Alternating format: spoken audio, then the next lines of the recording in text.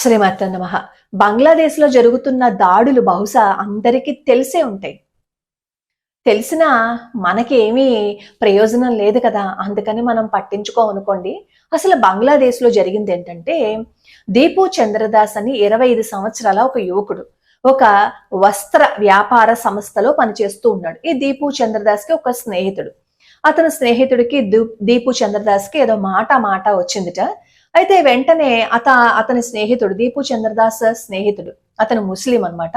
అతను ఏం చేశాడు అంటే, ఈ దీపు చంద్రదాస్ మీద కసి తీర్చుకోవాలని అనుకున్నారు, కోపం తీర్చుకోవాలని అనుకుని లేనిపోని మాటలు చెప్పి వాళ్ళ మత పెద్దలని ఏదో దీపు చంద్రదాస్ తిట్టినట్లుగా అతను అక్కడున్న కొంతమంది ముస్లింలకి చెప్తే వాళ్ళు వచ్చి ఈ దీపు చంద్రదాస్ మీద మొన్న గురువారం నాడు రాత్రి దాడి చేశారు. సరే, అధికారులు వచ్చారు, ఏం జరిగింది అని అడిగితే అప్పుడేమో ఈ దీపు చంద్రదాస్ చెప్పారట, నేనేం చేయలేదు, నేనేం అనలేదు, ఆనందానికి అనవసరంగా లేనిపోని మాటలు చెప్తున్నాడు అని చెప్పి దీపు చంద్రదాస్ చెప్పారట. ఏం జరిగిందో తెలియదు కానీ గురువారం నాడు రాత్రి ఈ దీపు చంద్రదాస్ని రోడ్డు మీద పడేసి కొట్టి కాళ్ళతో తన్ని, అసలు ఆ వీడియో చూస్తుంటే ఏడుపు వచ్చింది. ఏం చేయలేక ఇలా కూర్చుండిపోయామే అనే బాధ కూడా కలిగిద్ది. అసలు అలా తొక్కేస్తూ ఉంటే, ఒక్కడిని అంతమంది పాశవికంగా దాడి చేస్తూ ఉంటే చుట్టూ కొన్ని వందల మంది ఉన్నారు. ఆ వందల మంది వీడియోస్ తీసుకున్నారే తప్ప, వాళ్ళ మతానికి సంబంధించి నినాదాలు చేసుకున్నారే తప్ప, ఒక్కడి మనసులో కూడా అయ్యో ఒక్క మనిషిని కొట్టి అంత పాశవికంగా ఎలా లాక్కెళ్ళిపోతున్నారు, అలా ఎలా ఏడ్చేస్తున్నారు, అలా ప్రాణాలు తీసేస్తున్నారని ఒక్కడికి కూడా అనిపించలా. వీడియోలు తీసుకున్నారు వాళ్ళు. అలా కొట్టి పక్కన పడేస్తే ఇంకెవడో వచ్చి దాన్ని తీసుకుని వెళ్ళి అతని శరీరాన్ని తీసుకెళ్లి చెట్టుకి కట్టేసి దహనం చేసేశారు. అప్పుడు కూడా అంతే, ఎంత పాశవికంగా ఉన్నారు చూడండి మనుషులు. కనీసం దయ జాలి అనేది కూడా లేదు. ఒక్కడు నోట్లోంచి కూడా అలా ఎందుకు చేశారు అనే ప్రశ్న రాలేదు. అది భయం వల్ల రాలేదో, లేదు అంటే మా బాగా అయ్యింది అని రాలేదు. అది ప్రపంచం అందరికీ తెలుసు. కొట్టి చంపేస్తే మన భారతదేశంలో ఉన్న హిందువులకి అయ్యో దీపు చంద్రదాస్ ప్రాణాలు పోయాయి అని ఒక్కడికి కూడా అనిపించలా. అప్పుడంతే, కృష్ణదాస్ గారిని జైల్లో పెట్టినప్పుడు అప్పుడు కూడా ఎవడు మాట్లాడలా. అవసరం లేదు కదా, అక్కడెక్కడో బంగ్లాదేశ్లో జరిగింది, ఇక్కడ జరగలేదు కదా. అక్కడెక్కడో బంగ్లాదేశ్లో హిందూ ప్రాణాలు తీసేస్తే మనకేంటి, మనకేం అవసరం, తర్వాత వస్తుందిలేండి, ఎప్పటికో ఒక సంవత్సరం తర్వాత ఎప్పటికే వస్తుంది, అప్పుడు మనల్ని కూడా అదే విధంగా చేస్తారు అని ఇంగిత జ్ఞానం మనకు ఉండట్లా.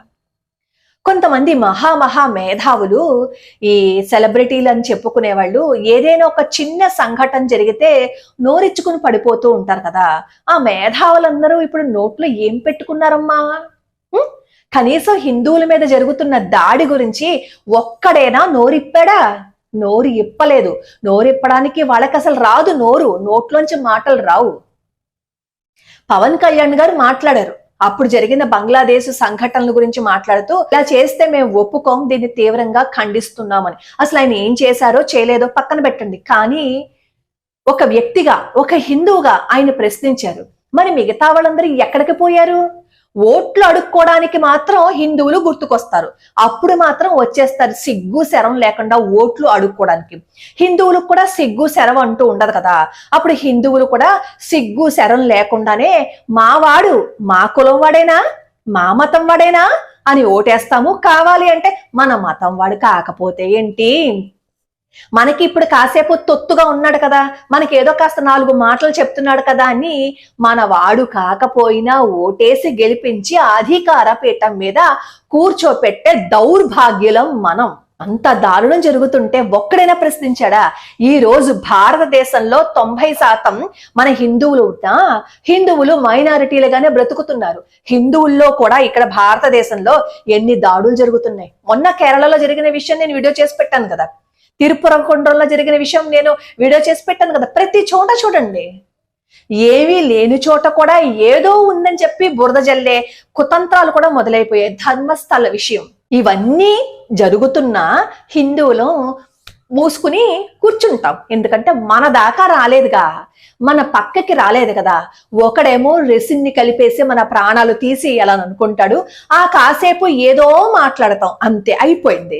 తర్వాత హాయిగా చేతులు దులిపేసుకుని ఈ బంగ్లాదేశ్ లో జరుగుతున్నవి, కేరళలో జరుగుతున్నవి, కర్ణాటకలో జరుగుతున్న ఈ ఏవైతే హిందువుల మీద జరిగిన దాడులు ఉంటాయో న్యూస్ లో, న్యూస్ పేపర్లన్నీ ఒత్తి పెట్టుకుని తల కింద పెట్టుకుని నిద్రపోదాం. అంతే మనం చేసేది. అంతకు మించి మనం ఏం చెయ్యం. మైనారిటీలు అక్కడ బంగ్లాదేశ్ లో పరిస్థితి ఆలోచించండి. రేపు మైనారిటీలు అయిపోతే ఇక్కడ మన పరిస్థితి ఏంటి ఆలోచించండి. రేపొద్దున్న వాళ్ళు 4 అయితే మనం 1 అయితే బంగ్లాదేశ్ లో జరిగిన బూడిదే మనకి కూడా మిగులుతుంది. ఇక్కడ ఈ సోకాళ్ళు మేధావులు ఎందుకు మాట్లాడలేకపోయారు? ఎందుకు మాట్లాడలేకపోయారు? అలాంటి వాళ్ళ చెత్త మొహాల సినిమాలు మనం చూస్తాం. అలాంటి చెత్త మోహాలని మనం అధికార పీఠం మీద కూర్చోబెడతాం. భారతదేశంలోకి వచ్చి భారతదేశంలో ఉంటూ పాలస్తీనా బ్యాగులు తగిలించుకుంటూ వందే మాత్రం పాడద్దు అన్న వాళ్ళకి అధికార పీఠాన్ని కట్టబెట్టాలని మనం ప్రయత్నిస్తాం. అది మన దౌర్భాగ్యం. ఇన్ని ఎదురుగుండా జరుగుతున్నా కూడా, హిందువుల ప్రాణాలు తీసేస్తున్నారు అన్నా కూడా, హిందువులు ప్రాణాలు పోతున్నాయి అన్నా కూడా చలనం లేని జడ పదార్థాలం మనం. మన్ను తిన్న పాము అంటారు చూసారా మన పెద్దవాళ్ళు, నిజమే, మనం మన్ను తిన్న పాముల్లాగా మారిపోయాం. మీకు తెలుసా, కాకోరి రైలు దోపిడీ జరిగింది. అప్పుడు ఉరి తీసేశారు కదా. మొన్న 19వ తారీఖున నేను వీడియోలు కూడా పెట్టాను. అందులో రోషన్ సింగ్ అని ఆయన ఏ తప్పు చేయలేదు. కాకోరి ఈ రైలు దోపిడీలో ఆయన పాల్గొనలేదు. కానీ అక్కడ ఉన్నారు కాబట్టి, ఆయన చేతిలో తుపాకీ ఉందని ఎవడో సాక్ష్యం ఇచ్చాడు కాబట్టి ఆయన పట్టుకుని జైల్లో వేసి ఆయన ప్రాణాలు తీసేశారు. ఆయన ఉరికంబానికి ఎక్కేటప్పుడు కూడా ఆయన బెంగాలీ భాష నేర్చుకుంటూ ఉంటారు. అక్కడ జైలు అధికారి అంటాడు, ఏంటి కాసేపట్లో మీరు ఉరికి వెళ్ళిపోతారు కదా, ఉరి తీసేస్తారు కదా, ఇప్పుడు ఎందుకు బెంగాలీ భాష మీరు నేర్చుకుంటున్నారు అంటే, నేను హిందువుని, మళ్ళీ పుడతా, నాకు కర్మ సిద్ధాంతం మీద నమ్మకం ఉంది. ఇప్పుడు నేను నేర్చుకుంటున్న ఈ బెంగాలీ భాష వచ్చే జన్మకి నాకు ఉపయోగపడుతుంది, నా పని సులభం అవుతుంది, నేను దేశం కోసం మళ్ళీ పుడతా అని నవ్వుకుంటూ ఉరికంబం ఎక్కిన ఎందరో వీర్ల త్యాగ ఫలితం ఈ రోజు మనం అనుభవిస్తుంటే, ఆ త్యాగానికి అర్థం లేకుండా మనం మన్ను తిన్న పాముల్లాగా ఇంట్లో పడున్నాం. ఎక్కడ ఏం జరిగినా మనం కలవం. వీలుంటే మనం కొట్టుకుని చస్తాం. వీలుంటే మన మీద మనమే బురద జల్లుకుంటాం. అది మన పరిస్థితి. మీకు తెలుసా, ఈ బంగ్లాదేశ్ పాకిస్తాన్ మధ్య యుద్ధం జరుగుతున్నప్పుడు ఎంతమంది ఆడపిల్లలు, మిగతా హింసలన్నీ పక్కన పెట్టేయండి, ఎంతమంది ఆడపిల్లల మానం తీసేశారో తెలుసా? అక్షరాల 4 లక్షల మంది మీద మానభంగం చేశారు. 2 లక్షల మంది వాళ్ళు చేసిన మానభంగాలకి గుర్తుగా కడుపుతో ఉంటే ఆ కడుపు తీయించుకోవటం కోసం ఎంతమంది ఆడపిల్లలు హాస్పిటల్స్ ముందు నిలబడ్డారో మీకు తెలుసా? 4 లక్షల మంది. అందులో ఒక అమ్మాయి చెప్తుంది. ఆ అమ్మాయి ఏమంటుందో తెలుసా? అమ్మాయిని రక్షించడానికి ఒక సంఘ సేవకురాలు వచ్చి శిబిరానికి తీసుకెళ్తే ఆ అమ్మాయి అప్పుడు 7 నెలల గర్భవతి. అమ్మాయి ఏమంటుందో తెలుసా? 15 మంది పాక్ సైనికులు నా ఒంటి మీద దాడి చేశారు, నా ఒంటి మీద పడ్డారు, నా ఒళ్ళంతా తూట్లు పొడి చేశారు, నా ఒళ్ళంతా నొప్పి, ఆ 15 రోజుల పాటు ఏం జరిగిందో కూడా నాకు తెలియదు, నన్ను అలా హింస పెట్టేశారు అని చెప్పి ఆ అమ్మాయి ఏడ్చిందిట. ఈ శిబిరానికి వచ్చిన తర్వాత 15 రోజుల వరకు ఆ అమ్మాయి స్పృహలోకి రాలేకపోయిందిట. అంతమంది మీద దాడి చేస్తే, వాళ్ళు మానాలు తీసేస్తే, కొంతమంది నోరు మూసుకుని జరిగిన దాన్ని అనుభవిస్తూ కూర్చుంటే, కొంతమంది నదిలో దూకి ప్రాణాలు తీసుకుంటే, కొంతమంది గర్భ విచ్ఛిత్తి చేసుకుందని. నేనేం చెప్పింది అబద్ధం కాదు, గూగుల్లో కొట్టి చూడండి తెలుస్తుంది. ఈ దీపు చంద్రదాస్ కి జరిగిన సంఘటనకి కూడా మనం నోరు మూసుకుని ఎందుకు కూర్చున్నాము అంటే, ఆ రోజు విభజన రోజు 4 లక్షల మంది అమ్మాయిల మీదే కదా వాళ్ళు పడి మానాన్ని తీసేశారు. ఇప్పుడు ఒకడి మీదే కదా పడి ప్రాణాలు తీశారు అని అనుకుంటున్నారా? అని పోల్చుకుంటున్నారా? పోల్చుకుని సరిపెట్టుకుంటున్నారా? సరిపెట్టుకుని నిద్రపోతున్నారా? అర్థం కాని విషయం. మనమేమి కత్తులతోటి కతాడులతోటి పరిగెత్తుకుని యుద్ధం చెయ్యక్కర్లా, కానీ మన అస్తిత్వాన్ని మనం నిలబెట్టుకోవాలి కదా, మన ధర్మాన్ని మనం నిలబెట్టుకోవాలి కదా, మనందరం కలిసే ఉండాలి కదా. ఎందుకు విడిపోతున్నాం మనం? మొన్న ఎవరిదో బురఖా తీశారని ఒక మంత్రి గారిని నోటుకొచ్చినట్టు మాట్లాడారు కదా, మరి అలా తీయడం తప్పని నోటుకొచ్చినట్టు మాట్లాడారు కదా, ఆ మహా మేధావులు ఎక్కడికి పోయారు? ఏం షారుఖ్ ఖాన్ గారు ఇప్పుడు మాట్లాడండి. ఇప్పుడు ఎందుకు మాట్లాడలేరు? ఓహో, హిందువనా? ఏం ప్రకాష్ రాజ్ గారు ఇప్పుడు మాట్లాడరా? ఈ సినిమా వాళ్ళందరూ ఇప్పుడు మాట్లాడరా? ఆల్ ఐస్ ఆన్ రాఫా అని పెట్టుకున్నారుగా, అప్పుడు ప్రచారం చేశారుగా. ఇప్పుడు all eyes on Hindus in Bangladesh అని ఎందుకు మాట్లాడటం లేదు? మీరందరూ భారతదేశంలోనే ఉన్నారుగా, మాట్లాడితే ఏదైనా సాధించగలము అని అంటారేమో.